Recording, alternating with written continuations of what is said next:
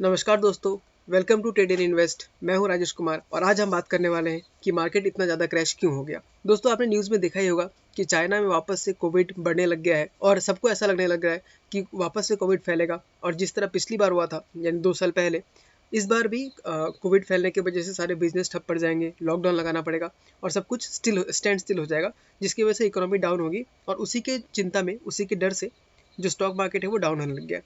लेकिन एक बार देख लेते हैं क्या ऐसा सच में होने वाला है। बहुत ज़्यादा ओवर रिएक्ट कर रहे हैं डर के मारे। तो अगर हम ध्यान से देखें तो अभी कोरोना के बीते हुए 2 साल हो चुका है और अभी जो वेरिएंट जो चाइना में चल रहा है, वो वाला वेरिएंट के बारे में ये खबर आया है कि वो वेरिएंट बहुत ज़्यादा इन्फेक्शियस तो है, यानी फैलता बहुत ज़्यादा है। एक आदमी से वो 12-18 आदमी में फैल सकता है, लेकिन वो उतना ज़्यादा डेंजरस नहीं है, यानी उससे डेथ रेट बहुत ही कम हो रहा है। यानी कि वो फैलेगा बहुत ज़्यादा लेकिन उससे लोग मरेंगे कम। तो ये ऑफ कोर्स खराब न्यूज़ तो है ही, इससे इकोनॉमी में थोड़ा बहुत इम्पैक्ट तो पड़ेगा ही। जैसे मान लीजिए अगर बहुत लोग जो एजेड लोग हैं, अगर उनको कुछ कोरोना का वायरस अगर इन्फेक्ट करता है और उनको अगर हॉस्पिटल में सही से फैसिलिटी नहीं मिलती है तो उनकी जान भी जा सकती है। तो ऑफ कोर्स ये थोड़ा बैड न्यूज़ तो है, लेकिन ये पहले की तरह नहीं है क्योंकि ऑलरेडी लोगों को वैक्सीन लग चुका है, ऑलरेडी काफ़ी लोगों का इम्यूनिटी डेवलप हो चुकी है। तो इस बार अगर ये फैलता भी है तो उतना ज़्यादा खतरनाक नहीं होगा, सिवाय जो एजेड लोग हैं उनके लिए। और चाइना में ऐसा क्यों हो रहा है दोस्तों? क्योंकि चाइना का जो रिपोर्ट जो निकल के आ रहा है, चाइना का जो वैक्सीन था वो उतना हाई क्वालिटी का नहीं था, यानी वो उतना असरदार नहीं था। इसलिए उसके बाद भी लोगों के ऊपर काफ़ी ज़्यादा कोरोना का इन्फेक्शन फैल रहा है।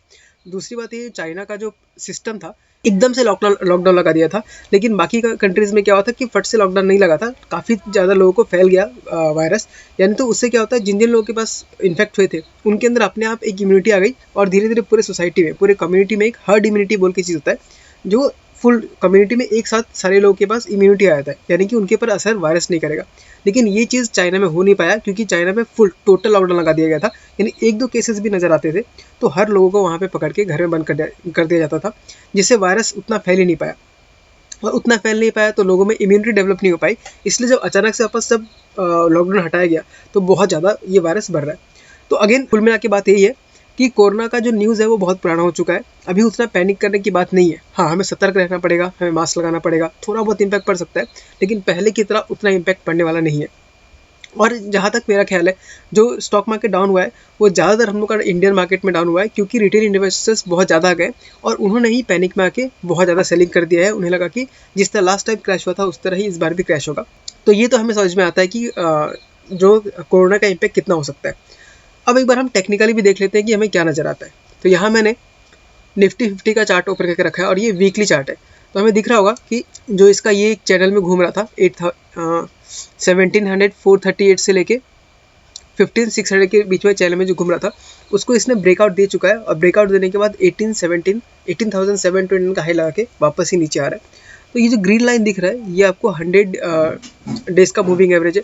तो जब तक इसके नीचे क्रॉस नहीं करता हम अभी बुलिश मान के चल सकते हैं। तो निफ्टी तो हमें काफ़ी अच्छा खासा ही दिख रहा है।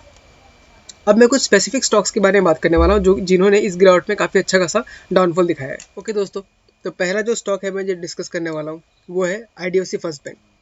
दोस्तों, इस बैंक के ऊपर मैं काफ़ी बुलिश रहता हूँ और ये मेरे पोर्टफोलियो का हिस्सा भी है। अभी से नहीं, जब इसने 18 रुपये का लो टच किया था तब से ही ये मेरे पोर्टफोलियो में है। अब देख सकते हैं इसने 62 का हाई लगाया था, उसके बाद अभी ये वापस 58 में आके इसने क्लोजिंग दिया है। RSI भी काफ़ी नीचे आ चुका है, 41 पे आ चुका है। तो जहाँ तक मुझे लगता है ये 55 के नीचे नहीं जाना चाहिए क्योंकि ऑलरेडी इसने जो भी चीज़ को झेलना था ये ऑलरेडी सब कुछ झेल चुका है। अब इसमें सिर्फ ग्रोथ ही ग्रोथ दिखाना है। ये अपना नोटबुक को भी काफ़ी अच्छे से ग्रो कर रही है और इसका NPS भी काफ़ी कम होते जा रहे हैं। तो हम लोग का जो चिंता है कि कोविड की वजह से इसके वापस NPS बढ़ेंगे, वैसा होने का चांसेस काफ़ी कम है। लेकिन फिर भी अगर आपको डर लगता है तो आप इसके 100 DMA के आसपास आने का वेट कर सकते हैं, जो कि 52 होगा। वहाँ तक आने का चांसेस काफ़ी कम है, लेकिन अगर आप रुकना चाहते हैं तो 52 पे आने के बाद आप आराम से इसको अच्छे खासे से और बाय कर सकते हैं। अब देखते लेते हैं दूसरा एंजल वन। अब एंजल वन भी दोस्तों बहुत ही अच्छा कंपनी है, स्टॉक ब्रोकर है और काफ़ी अच्छा खासा ग्रोथ भी दिखा रही है। रिसेंटली मैंने इसके ऊपर एक वीडियो भी बनाया था जिसका आप मेरे चैनल में जाके सर्च करने से आपको मिल सकता है इसके बारे में।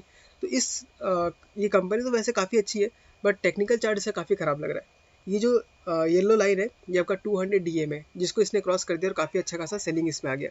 लेकिन दोस्तों 1311 जो है ये काफ़ी एक अच्छा खासा बाइंग रेंज बन सकता है। अगर मैं यहाँ पे ध्यान से देखूँ तो अगर ये और फॉल करता है तो ये 1000 तक आ सकता है। नहीं, यहाँ से 30% का डाउनफॉल का चांसेस काफ़ी कम लगता है। ये 1331 पे भी आ चुका है और अगर ध्यान से देखो तो ये अपने सपोर्ट लेवल के आसपास ही है। एक 1270 छोटा सा सपोर्ट लेवल इसका हो सकता है।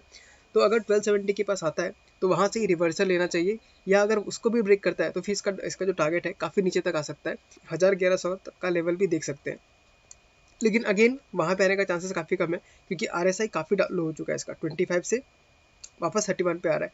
तो अगर आप एग्रेसिव इन्वेस्टर है तो आप इस स्टॉक को धीरे धीरे जमा करना स्टार्ट कर सकते हैं। काफ़ी अच्छा खासा हमें मौका मिल रहा है एंजल वन में पोजीशन लेने का। अब दूसरा स्टॉक है उसको देख लेते हैं, जो कि क्रिसिल। दोस्तों क्रिसिल भी काफ़ी इंटरेस्टिंग स्टॉक है। ये राकेश झुंझुनवाला के पोर्टफोलियो में भी है, और इसको वो हमेशा प्रेस किया करते थे, क्योंकि इन लोगों का बिजनेस मॉडल काफ़ी एसेट लाइट है। इन्हें सिर्फ रिसर्च रिपोर्ट देना पड़ता है और इन्हें कैश हमेशा आते रहता है। अगर इसका भी हम टेक्निकल चार्ट देखें तो इसने भी 200 DMA को क्रॉस किया है, जिसकी वजह से काफ़ी ज़्यादा डाउन आ चुका है। लेकिन अगर मैं थोड़ा बैक करके देखूँ तो 2700 से लेके 2600 तक इसका एक अच्छा खासा हमको रेजिस्टेंस लेवल मिल सकता है। तो अगर आप इसमें और रुकना चाहते हैं तो 2600 तक का लेवल आप देख सकते हैं। लेकिन अगेन अगर आप एग्रेसिव है तो फिर से आप धीरे धीरे खरीदना आप इसको स्टार्ट कर सकते हैं। ये कंपनी डिविडेंड भी देती है, और यहाँ से अगर वापस उठेगी तो काफ़ी अच्छा खासा रिटर्न हमको दे देगी। तो ये 3 स्टॉक के बारे में मुझे बात करना था, जो कि फंडामेंटली काफ़ी स्ट्रॉन्ग है, और ऐसे गिरावट में हमें इन स्टॉक्स को धीरे धीरे एक्यूमुलेट करना चाहिए, तभी हमारा स्टॉक बाद में जाके हमको प्रॉफिट देता है। और हमें ऐसे क्रैशेस से डरने की कोई ज़रूरत नहीं है। ऐसा क्रैश हर बार आता है और हर बार ये रिकवरी देता है। तो हमें फुल पैसा इन्वेस्ट नहीं करना है। अगर आप जितना भी आपका कैपिटल है उसका 10% 20% आप धीरे धीरे भी डिप्लॉय करना स्टार्ट कर सकते हैं। तो बस आज इन 3 स्टॉक के बारे में मुझे बात करना था। मिलते हैं अगले वीडियो में, तब तक के लिए tata, bye bye, take care.